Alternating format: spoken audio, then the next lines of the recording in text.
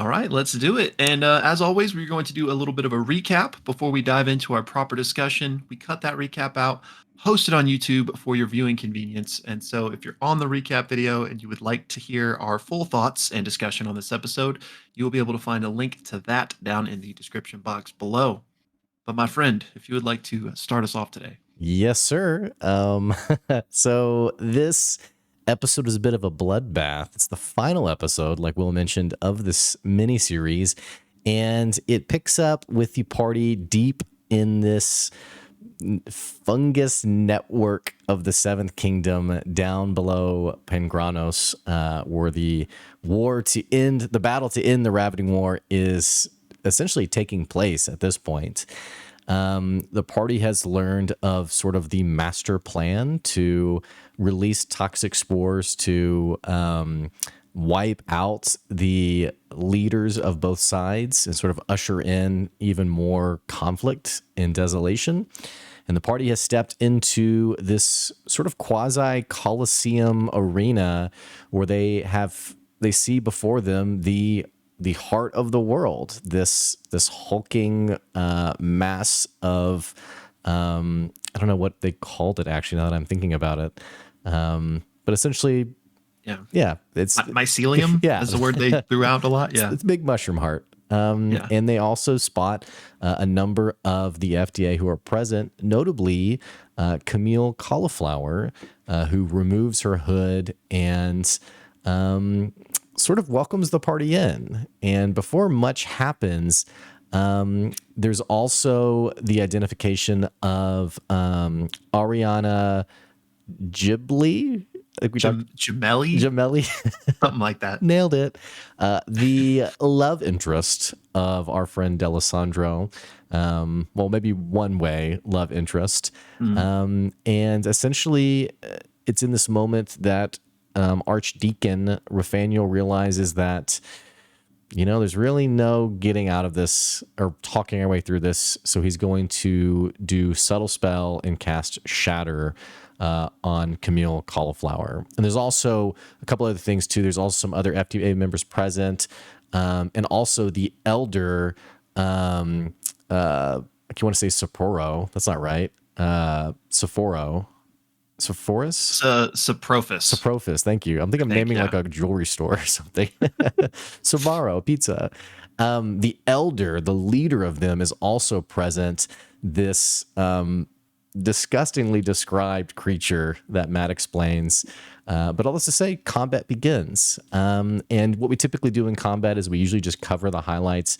Most of this episode is combats, so there's actually a lot of really big moments that happen. One of the things that's going to happen is Raphaniel is going to set his sights on Camille Cauliflower immediately, who, interestingly enough, doesn't fight back. She actually turns to this heart of the world, mycelium heart mass, and begins praying and chanting, which they're like, that can't be good. We should do something about that. Colin Provolone's instantly going to jump into that as well to try to stop her. D'Alessandro is actually going to go for Ariana, and it kind of is just like, you lied to me. You told me if I united the Meatlands that we'd have a place together, or there'd be a spot for us. And Ariana's like, well, it wasn't you, it was the other guy, Basha. Old man. Yeah, it's like, well, it was Basha who united the Meat Clans. And there's this really great moment, a throwback to a previous episode that I had forgotten about, where he basically says, I saved myself for you. And Raphaniel was like, this dude's a virgin? Which, if you recall back, I think it was in episode 2, there's like a running gag around D'Alessandro's friend being like, it's not as great as, or I can't remember what it was, but just a really funny conversation about it. So this is very much sad, cringy moment of D'Alessandro being like, how could you do this to me? Ariana's actually going to get distracted, though, because she looks over to Cauliflower and is kind of like, wait, what are you chanting? Like, what are you doing? And so there's this moment where people are, this isn't going to plan like the FDA thought it would. Quiche is also going to show up from behind a croissant and immediately is going to attack Amongo. And it's kind of like, it's just business. Sorry, guys. and is a bit impressed by Amango's sort of progression into being a worthy, roguish fighter of herself. Also, what happens in combat after another round is they continue to try to hit Cauliflower to stop whatever she's doing, and she eventually turns around and just smiles and says, "He's coming." And her form begins to morph and evolve and change into this evil creature that is defined by metal blades, and her head sort of splits open to reveal this giant, best way I could describe it, a giant garbage disposal. Just a That's exactly what it is. Yeah. whirring cavity in her mouth of sharp teeth. And she becomes the avatar of Das Pasul, who is essentially the blender god, essentially. And The disposal god. the disposal god. That's right. Thank you for food that is getting wasted, which we'll talk more about that in the episode or the discussion. Also, she's going to summon around the arena these similar garbage disposals that pop up that not only are present, but that she can move at will around the arena. And also, on top of spawning these, if a party member is within, I think, 20 feet or 10 feet of one, they have to succeed on a strength saving throw to not get sucked into it and chewed up. Quiche is going to fail getting sucked into it. Matt is way too good at making garbage disposal sounds, and essentially Quiche is stuck in it, and after a couple of rounds is obliterated by it and is no more. Raphaniel has this awesome moment where he turns to Amango and admits that it was him who was poisoning or who poisoned her late husband, and sort of says his goodbyes before diving directly into the mycelium heart, whereupon in here he connects with the mycelium heart and is he allows himself to be totally vulnerable and exposed and essentially feels right at home. And it's kind of like he's sitting into like the Matrix. He's jacked into the Matrix now, and he begins sort of trying to help the party from this spot by essentially casting spells like Cure Wounds. Basically what ends up happening is he connects with this heart to a point where he activates, this is a really cool detail from Matt, he activates a lair action where the lair of the mycelium heart not only will release spores to help people, but also begins raising up warriors that they can use at their side. The battle continues with the party trying to take care of this avatar. Notably, Delisandro decides to take care of the Elder. And the Elder, by the way, is just this gargantuan figure who keeps releasing these poisonous spores across the party. And Delisandro uses one of his fighter maneuvers to essentially push the Elder into one of the garbage disposal blades, which doesn't kill it, but it does chunk it up pretty badly for around, I think, 30 hit points or so. But do you want to take it from there? Yeah. So this combat's crazy. Karna has taken a ton of damage due to being sucked into the avatar's mouth. The avatar meaning Bishop Cauliflower, who has transformed into this disposal entity.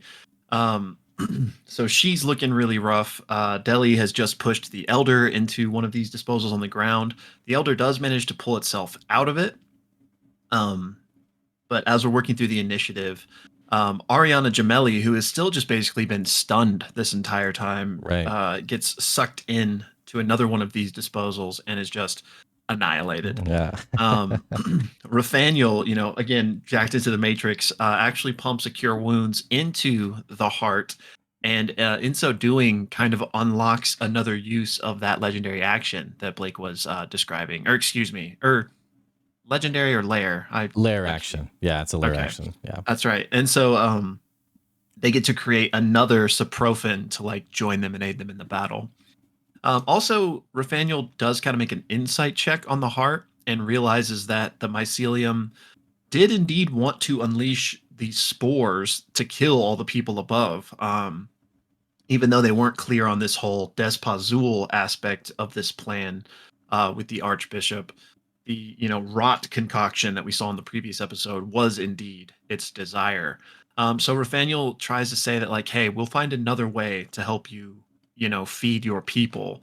Um, so like, essentially saying, we're united on this front, but like, that big bomb you're wanting to set off, like, let's not do Yeah, that. maybe not that. Then we have another layer action that I think Blake already mentioned, but the heart releases spores that Right. actually heal the entire group. Right. Um, so moving on, the Avatar is next turn. She attacks Karna once again and actually kills her. So Matt asks, what are your last thoughts? And Aabria says, I've already died, so like I'm not scared. Yeah. It's bonus Um, time. yeah, and she basically just looks at Delhi and is obliterated. Because of this, Delhi, of course, sees red and just rushes and attacks the Avatar. It uses a legendary action on him to devour the flesh and hits a nat 20.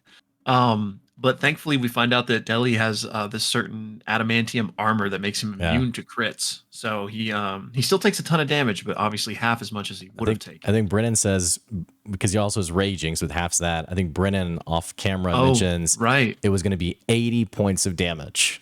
That's right. So yeah, Which thank is like goodness. instant KO. Yeah.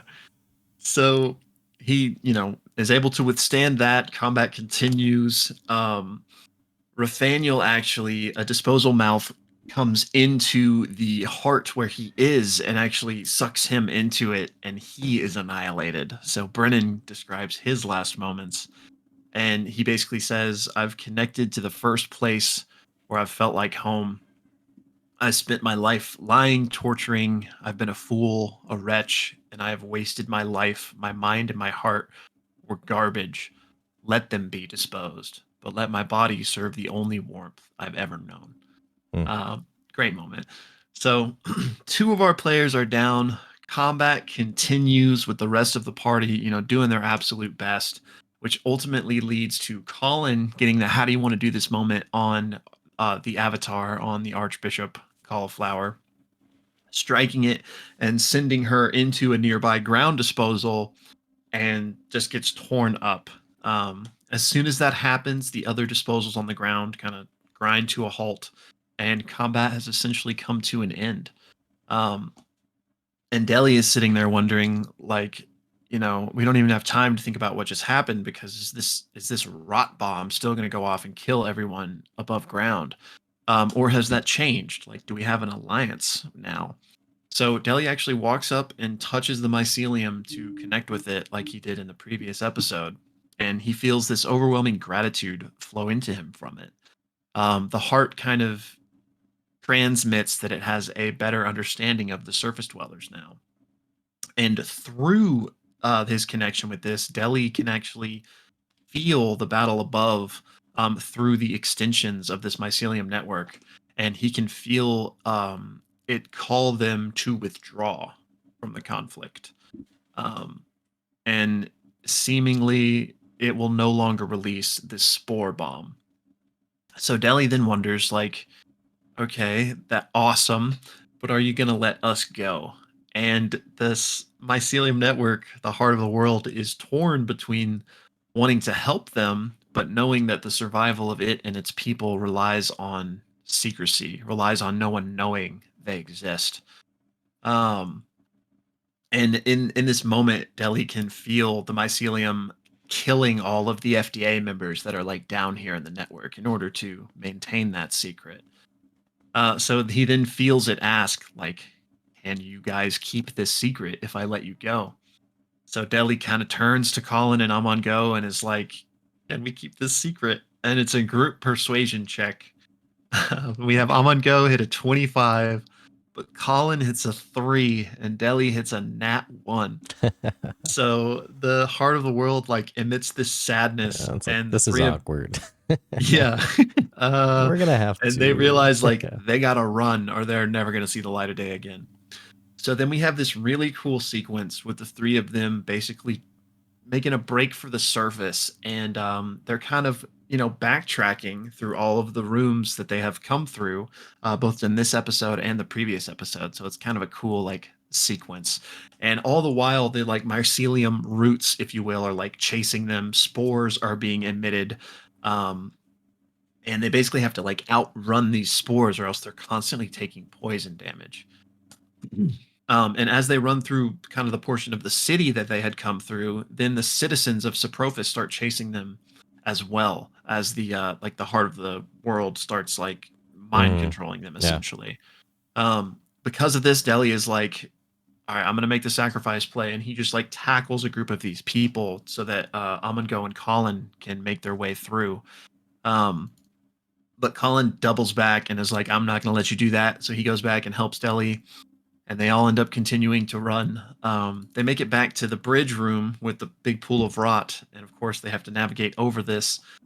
Both Amongo and Colin do, but Deli does not. He is unable to make the save, and so he falls into this rot, taking more damage and falling further behind.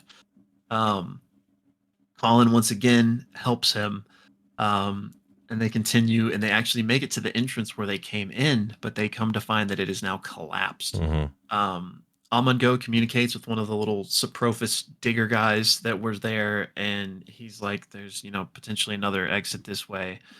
Um, but Deli, who is again was a little bit behind the other two, runs up and just full strength rushes into the collapsed tunnel to try to break it.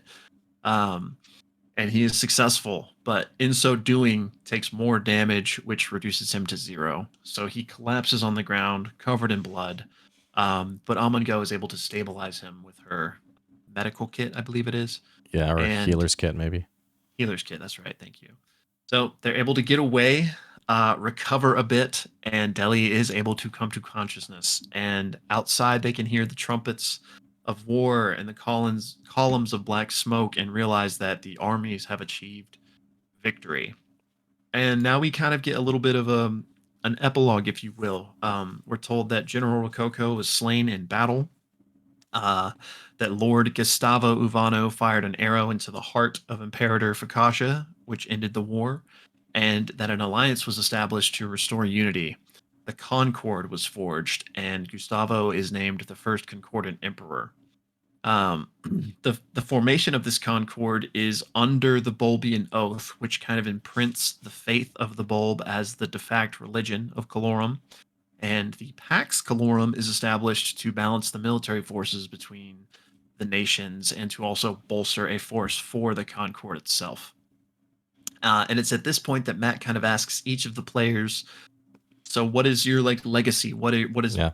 for those that are dead and for those that are still alive, like what do you do from this point? Um, so Deli starts us off, and he says that Deli and Colin spend some time together, but Deli's unable to resolve some of the feelings he had for being a pawn in Hmm. these games. And so he doesn't want to return to the Meatlands to Karn and inevitably end up another pawn again. So after a time, one day he just slips away, following in his mother's footsteps, just to be an outlander until the end of his days. Colin renounces his title of Sir Colin Provolone and spends his time making sure the Sanctus Putris is no more, basically spending the rest of his days hunting them.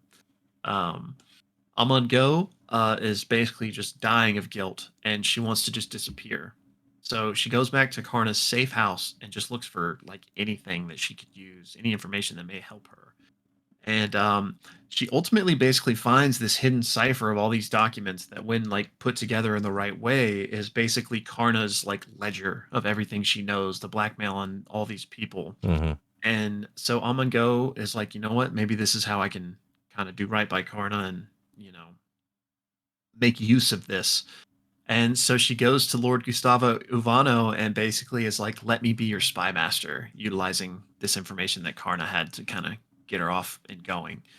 Um, so that's exactly what she does. Karna, what impact have you left on the world? Matt asks her. And she says she left a letter on Deli's bed before the events of this episode in case she died. Which basically said, the only secret that I have left is that I love you. I'm not brave enough to say it to your face, but if you call, I will come always. And then finally, Rathaniel, same question. And Rathaniel says, there's very little truths left in this world. Most of his scrawlings were the strategizing of a man who was driven to the brink of fanaticism and zealotry. And what he realized in his last moments of life was greater than all of his best decades put together prior to that. So Hmm. one of the most last moments of terror he feels is the hollowness of the vision of the world laid out in all of his scrawlings and teachings.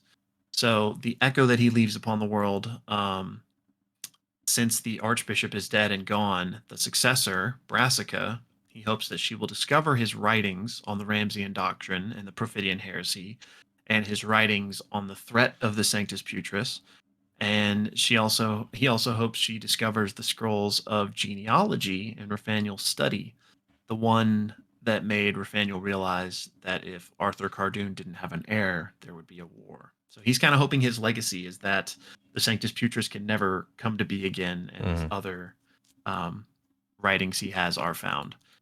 And that's basically the end of the episode. Sorry, there was a lot to get through there at the end, but the finale of the Ravening War, episode 6. Once again, if you're on our recap video, a link to our full discussion will be down below.